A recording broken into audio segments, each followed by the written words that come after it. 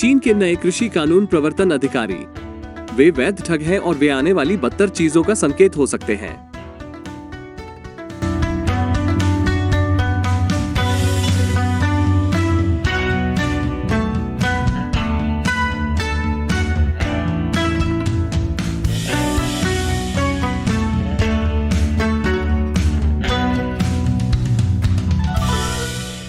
China uncensored में आपका स्वागत है। मैं क्रिस चैपल हूं।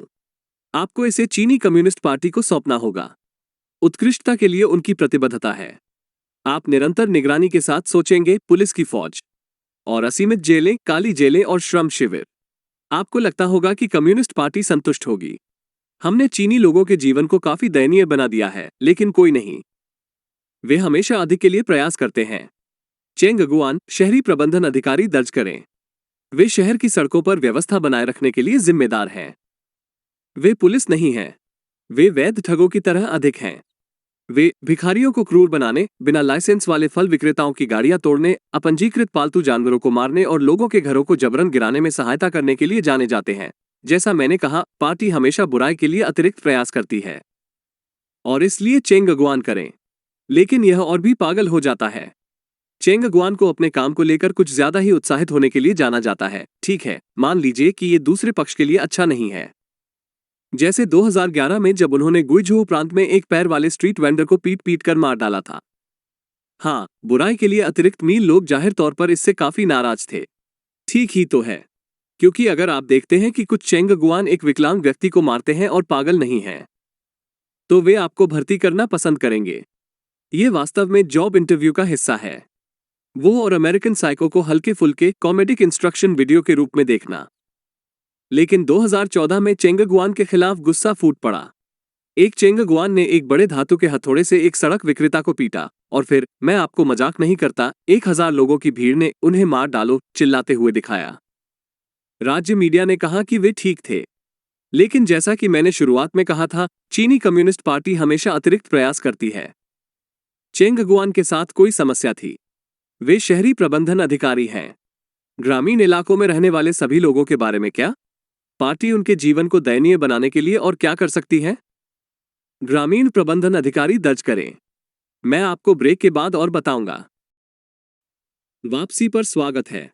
इसलिए चीनी कम्युनिस्ट पार्टी को समस्या थी। ग्रामीण इलाकों में लोगों के पास चेंग गुआन नहीं था। जरूर उनके पास ग्रामीण पुलिस थी और वे लोगों को मारने में माहिर थे। उन्हें पीट पीट कर मार डाला, भले ही वे विकलांग थे। लेकिन क्या आपको नहीं लगता कि किसान थोड़े और दयनीय हो सकते हैं? यहीं पर नो गुआन आते हैं। ग्रामीण प्रबंधन अधिकारी। ये वास्तव में वो नहीं है जिसे वे कहते हैं। लेकिन जब कृषि और ग्रामीण मामलों के मंत्रालय ने हाल ही में कृषि व्यापक प्रशासनिक कानून प्रवर्तन विभाग शुरू किया, नेटिजन्स अपने अधिकारियों को नो गुआन लेबल करने के लिए तत्पर थे, जो मूल रूप से शहरी चेंग गुआन के ग्रामीण समकक्ष हैं।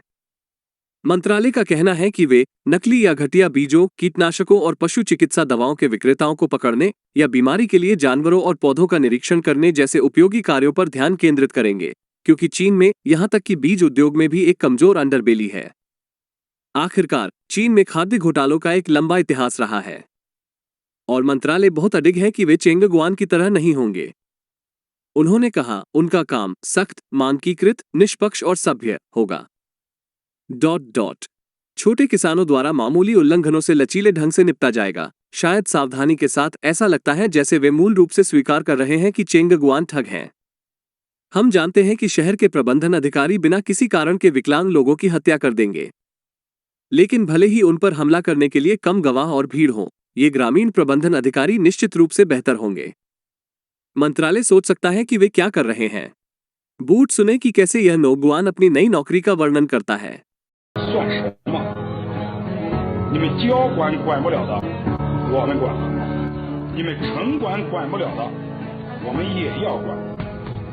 王权特权，先斩后奏，这就是农管。 बुराई के लिए अतिरिक्त मील। पहले से ही तिब्बत में कृषि प्रवर्तन एजेंटों के एक दस्ते की बिजली से चलने वाले बैटन और अन्य पुलिस गियर खरीदने की कोशिश करने की रिपोर्ट वायरल हो गई है। लेकिन अभी के लिए ऐसा लगता है कि नो गुआन लोगों को यह सुनिश्चित करने पर अधिक ध्यान केंद्रित कर रहे हैं कि सरकार उन्हें किस प्रकार की फसलें उगाना चाहती है। यह सही है, चीन में किसान अमेरिका के अराजक खेतों की तरह जो कुछ भी चाहते हैं बस नहीं लगा सकते हैं, क्योंकि कम्युनिस्ट पार्टी अधिक अनाज चाहती है। यहाँ गुआनशी प्रांत के कुछ लोग गुआन तंबाकू के पौधों को काट रहे हैं। उनके पास उन्हें जलाने की भी शालीनता नहीं थी ताकि हर कोई उस मीठे सेकंड हैंड धुएं का आनंद ले सके। अनाज के लिए रास्ता बनाने के लिए इस किसान के काली मिर्च के पौधों को बर्बाद कर दिया गया। इस किसान की अदरक की फसल के साथ भी कुछ ऐसा ही है। पूरी तरह से नष्ट हो गया क्योंकि नोगुआन ने कहा कि उन्हें चावल उगाना चाहिए। ये बांस का जंगल, जिसकी खेती 3 वर्षों से की जा रही थी, अधिक खाद्य फसलों के लिए जगह बनाने के लिए काट दिया गया। और यहाँ एक गेहूं का खेत है जिसे कथित तौर पर उन्होंने कटाई से लगभग 1 महीने पहले नष्ट कर दिया था। मेरा मतलब है, यकीन है कि वे अनाज के उत्पादन में वृद्धि करने वाले हैं, लेकिन कभी कभी जब आप विनाश की स्थिति में होते हैं तो आपको बस चलते रहना चाहिए। इन अंगूर की लताओं के लिए भी यही है। और 20 साल पुराने नाशपाती के पेड़। मैंने बैकसीट ड्राइविंग के बारे में सुना है, लेकिन बैकसीट फार्मिंग कभी नहीं की। यदि आप एक खेत को इतना खराब चलाना चाहते हैं तो लोगों के जीवन को नष्ट करने के बजाय बस स्टारड्यू वैली खेलें और अपना जीवन बर्बाद करें, क्योंकि यह बहुत ही व्यसनी है। जो शैली और मुझे तब पता चला जब हमने इसे अपने दूसरे चैनल गेमर्स अनबीटन पर चलाया। ये सिर्फ पौधे ही नहीं हैं, पशुओं को भी मार देते हैं। यहाँ उनकी एक तस्वीर है जिसमें वे किसी के बत्तखों को मार रहे हैं। इसका एक पूरा वीडियो है, लेकिन मैं आपको आघात से बचाने जा रहा हूं। साथ ही उम्मीद है कि हमें विमुद्रीकरण से बचा लेंगे। ऐसा नहीं है कि उन चेंगगुआन को दिखाने के बाद हमें कोई विज्ञापन राजस्व प्राप्त होने की संभावना है, लेकिन फिर भी दोबारा अगर वे बत्तखों को मारना चाहते थे तो वे सिर्फ डक हंट खेल सकते थे। मुझे लगता है कि अगर हम इन ग्रामीण ठगों को एक निंटेंडो स्विच मिल जाए तो हम सभी को बहुत दुहक से बचा सकते हैं। तो चीनी कम्युनिस्ट पार्टी ऐसा क्यों कर रही है? बुराई के प्यार के अलावा? मैं आपको इस त्वरित व्यावसायिक विराम के बाद बताऊंगा। अगर हम विमुद्रीकरण करते हैं तो शायद वास्तव में जल्दी हो जाएगा। वापसी पर स्वागत है। तो पार्टी अब नोगुआन के साथ क्यों शुरू हुई है? खाद्य सुरक्षा।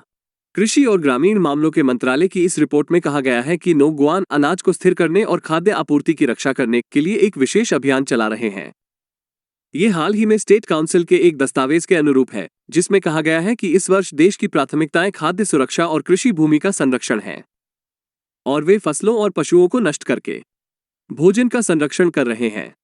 ऐसा नहीं सोचा था कि एक के माध्यम से। क्या तुमने? पिछले साल विनाशकारी सूखे और गर्मी की लहरों ने बड़े पैमाने पर फसलों को नष्ट कर दिया। सरकार ने भोजन की बर्बादी, बहुत अधिक खाने और बचे हुए खाने के खिलाफ भी कानून बनाए। वाह, साम्यवाद एक यूटोपिया है। चीन अपनी आबादी को खिलाने के लिए पर्याप्त भोजन नहीं उगाता है। सौभाग्य से जनसंख्या कम हो रही है, और यदि यह पर्याप्त नहीं है तो कम्युनिस्ट पार्टी इसे और सिकोड़ने के लिए 1 या 2 तरकीबें जानती है। लेकिन चीन खाद्य आयात पर निर्भर है। इसे अपने नश्वर शत्रु अमेरिका से लगभग 40% अनाज प्राप्त होता है। और युद्ध से पहले इसका अनाज का दूसरा सबसे बड़ा स्रोत यूक्रेन था, जो इसके अनाज आयात का लगभग 16% था। मान लीजिए, यूएस चीन व्यापार युद्ध और यूक्रेन में युद्ध खाद्य सुरक्षा के अत्यधिक महत्व के बारे में शी जिनपिंग के लिए एक वेकअप कॉल रहे हैं। उदाहरण के लिए सोयाबीन को लें। चीन में खाना पकाने के तेल के साथ साथ पशुओं के चारे में सोयाबीन का अत्यधिक उपयोग किया जाता है। यही कारण है कि जब खाद्य सुरक्षा की बात आती है तो इसे चीन की दुखती रगों में से एक माना जाता है। बेशक, जब खाद्य असुरक्षा की बात आती है तो चीन की मुख्य दुखती रग वास्तव में सरकार की अक्षमता है, लेकिन निश्चित रूप से इसके बजाय टोफू के मुख्य घटक को दोष दें। चीन अपने सोयाबीन का लगभग 80% अन्य देशों से आयात करता है और अमेरिका इसका लगभग 1/3 हिस्सा बनाता है।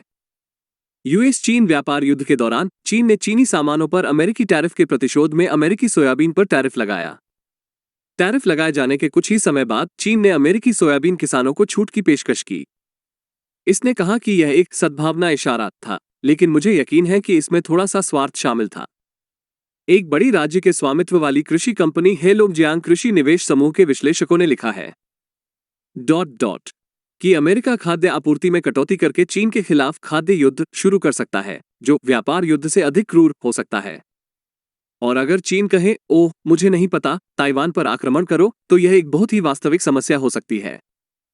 यदि अमेरिका और उसके सहयोगी खाद्य आयात पर प्रतिबंध लगाकर चीन को दंडित करते हैं तो चीन को भोजन की बड़ी कमी का सामना करना पड़ सकता है।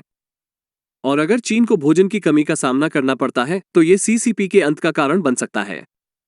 लगभग 3 वर्षों तक अपने घरों में भूखे रहने के बाद चीनी नागरिक सीसीपी के कठोर कोविड लॉकडाउन का विरोध करने से नहीं डरे। और सबसे महत्वपूर्ण बात, वे शी जिनपिंग और सीसीपी को पद छोड़ने के लिए कहने से नहीं डरते थे, जिससे मुझे यकीन है कि चीनी नेता डर गए थे। यही कारण है कि शी जिनपिंग खाद्य सुरक्षा के बारे में राष्ट्रीय सुरक्षा की नींव के रूप में बात कर रहे हैं। बेशक बहुत पहले नहीं, पार्टी ने फैसला किया कि वो बड़े पैमाने पर शहरीकरण चाहती है। तो वापस 2014 में केंद्र सरकार ने 2025 तक 250 मिलियन लोगों को खेतों से शहर में स्थानांतरित करने की योजना बनाई। ऐसा नहीं सोचा था कि एक के माध्यम से, क्या तुमने? या जब पार्टी ने फैसला किया कि वो खेतों को जंगलों में बदलकर पर्यावरण की मदद करना चाहती है। जरूर, उन सरकार के नेतृत्व वाली पहलों ने शानदार प्रदर्शन किया, लेकिन यह नया वाला अलग होगा। हाँ, अभी कुछ साल पहले हम कह रहे थे कि शहरों की ओर रुख करो, लेकिन अब आपको ग्रामीण इलाकों में जाना चाहिए। मुझे लगता है कि अगर उनके नेता अधिक सिमसिटी खेलते तो चीन बेहतर तरीके से तैयार होता। यार, क्या ऐसी कोई समस्या है जिसे वीडियो गेम हल नहीं कर सकता है? तुम्हें पता है, वीडियो गेम के आदी होने के अलावा अब खाद्य संकट की इन सभी बातों के साथ आप ये सोचने की गलती कर सकते हैं कि चीन में किसी प्रकार का खाद्य संकट है। नहीं, राज्य द्वारा संचालित मीडिया हमें आश्वासन देता है, अनाज का उत्पादन केवल बढ़ रहा है। नौगुआन सिर्फ लोगों की फसलों को नष्ट कर रहे हैं और उन्हें बुराई के प्यार के लिए अनाज उगाने के लिए मजबूर कर रहे हैं। और हमेशा की तरह क्राउडफंडिंग वेबसाइट पट्रियन पर आप जैसे दर्शकों के समर्थन के बिना ये शो मौजूद नहीं होगा। वे वही हैं जिन्हें मैं चाइना अनसेंसर्ड 50 सेंट आर्मी कहता हूं, और उनके लिए धन्यवाद के रूप में मैं प्रत्येक एपिसोड के अंत में उनके सवालों का जवाब देता हूं। आज का सवाल डेविड माइकल वाइट से आता है। क्रिस, क्या तांग राजवंश युग की कोई विशेष फैशन शैली है जो आपको सबसे अधिक पसंद है? ओह, यह आसान डेविड है। तांग राजवंश में महिलाएं अपनी भौहें मुंडवा लेती थी, वो गोकू रूप प्राप्त करें। आपके प्रश्न और आपके समर्थन डेविड के लिए धन्यवाद, और देखने के लिए धन्यवाद। एक बार फिर मैं क्रिस चैपल हूं, अगली बार मिलते हैं।